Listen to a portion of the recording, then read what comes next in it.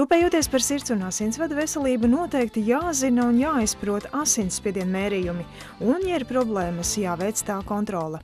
Mērot asinsspiedienu, ļoti svarīgi pareizi uzlikt manšeti tā, lai šīs indeks, kur rakstīts artērija, būtu gar rokas iekšējo malu, augšdelma iekšējo malu.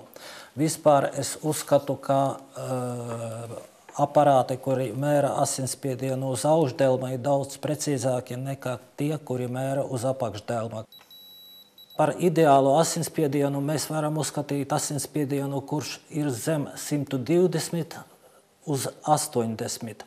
Tikai ar tādu piebildi, ja cilvēkam nerodas simptomi, kuri ir saistīti ar samazinātu asinsspiedienu. Agrāk mēs uzskatījām par normālu pulsu miera stāvokli no 60 līdz 80, tagad gan vajadzētu uzskatīt aptuveni no 50 līdz 70.